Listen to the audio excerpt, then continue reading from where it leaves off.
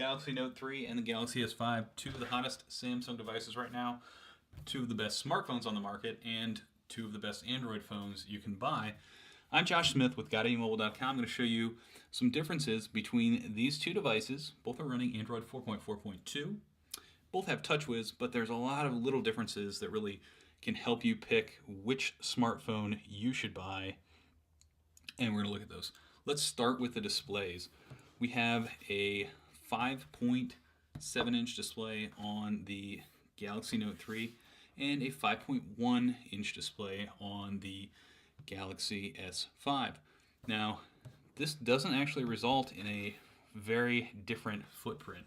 The phones are very similar in size, even though the Galaxy Note 3 has a 0.6-inch larger display. You're getting, an extra half an inch of room there, but the phones are pretty similar in size. Now, one of the big differences is the Galaxy Note 3 comes with an S Pen. And so while this is not generally considered part of the display by a lot of users, there's actually display tech that allows this to communicate to your Galaxy Note 3, and you can use this little button to activate a air command and actually hover, and it can detect that the pen is there. So the pen is actually a big part of the Galaxy Note 3 display. There is no pen with the Galaxy S5, but you get a display that features some really cool things. You can go really dim, you can go really bright. It has one of the best performing mobile displays according to a display benchmarking company. And in person, as I'm looking at these two displays, the Galaxy S5 has a clear win in terms of just, wow, it looks really good. Now, both of these devices can multitask, or I should say, can do multi-window mode. So you can run two apps on screen at the same time, and that's something that works on either of these devices so that you can, do that, be a little more productive while you're using them. You get a little more real estate over here on the Galaxy Note than you do on the Galaxy S5. Another difference is I can say, "Okay, Google," and the Galaxy S5 will start listening, whereas the Galaxy Note 4 does not have that ability, so it's not going to be able to just respond to that key phrase. Now, we have a different version of TouchWiz, so you see a variety of different options here. And we have a lot of the same features like Smart Stay, blocking mode, Do Not Disturb, airplane mode, and we can customize where these are on each phone. One of the new things is ultra power saving. And so with ultra power saving mode, I can get dramatic battery life by turning the display to basically black and white and doing a few other tricks to limit the use. So I'm going to hit OK. I'm going to let that turn over to ultra power saving mode. Then you'll see it kind of switch around. There's some different emergency features in here that use something like this. And instead of your basic communication, you can actually send a text message with your location. There's a mode to tap the power button 3 times and it'll send an alert to your primary contacts.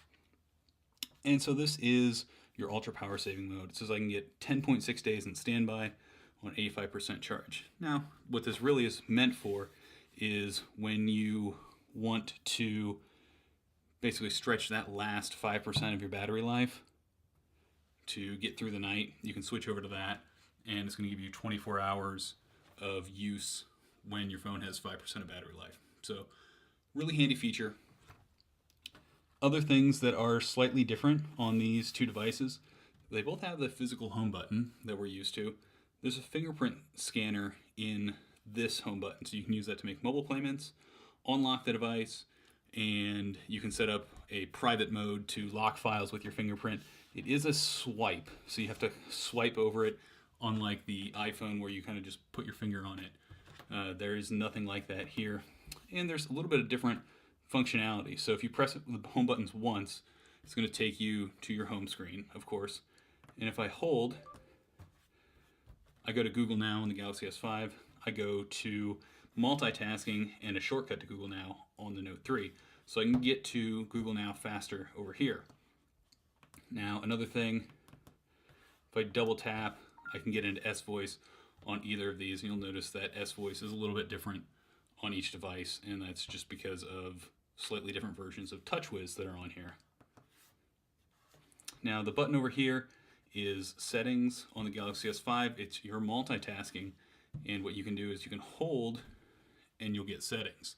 So you're getting more functionality over here. There's a back button on each of these. If you hold the back button, that's how you access the multi-window mode. Turn that on and off on both devices. Pretty similar design at the front, or I should say at the top. And as we flip both of these over, we have the white models. This is a fall leather, fake leather feel. Not really a big fan of this feel on the white version. The black version feels a little bit nicer. Shimmery white on the Galaxy S5. It feels better than the Galaxy S4, and it feels better than this white Galaxy Note 3. But this shimmery white looks a little bit more like off-white or eggshell white. Not really my first choice. I'd look to hopefully get the electric blue back at some point and slap on a wireless charging. We have this stitching along the edges here, and you'll notice that there's a different camera design. We have a 13 megapixel sensor and a basic flash. We have a new, I believe, dual LED flash and a 16 megapixel sensor. Both can record 4K. This one you're going to be able to do a little bit faster focusing, 0.03 seconds, I believe, and you're able to do live HDR. So if you want to take a photo with HDR mode on, you're really going to be able to see what that's going to look like before you press the shutter. Now, next to this is a pulse reader, so I can stick my finger on this and it'll take my pulse using S Health, and it will track that. You can get some apps that will do similar things when you cover up the flash and it'll light up your finger, but this has that built in, so you don't have to worry about that. Again, here you see we have the S Pen that comes out and can activate some things. And that's really one of the key features to the Note 3. You know, that bigger screen is nice, but when you're in about the same size, but you're just a tiny bit smaller, a little easier to hold and use with one hand, if all you want is a bigger screen, definitely check out the Galaxy S5 because it's right up there. Now let's take a look at the bottom of these devices. So you'll notice we have a USB 3.0 connection. We have the same thing over here on the Galaxy S5. So we have the same connection, but because the Galaxy S5 is water resistant, IP67, so it can handle dust and dirt, and it also can withstand 30 minutes in up to a meter of water, so you can get it wet without worrying. So there's a little cover there to keep that clear. We have the same similar silver band of trim, little different design there as we go around, but pretty similar. Power button on one side, volume rocker on the other. And as we look at the top of the device, we have headphone and IR port kind of on flipped sides there.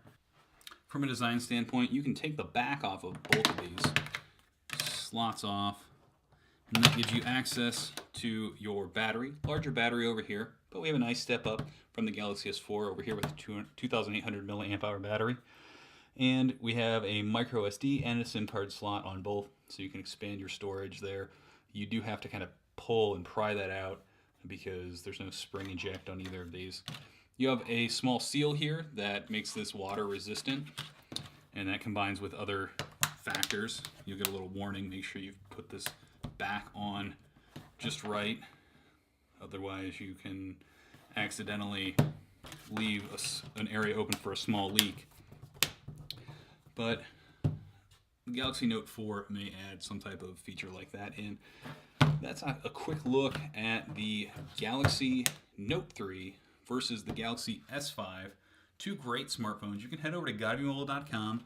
Check out the description for a link to this comparison where you can see more photos and more details, specs, things like that. Everything you want to know about how these two devices stack up.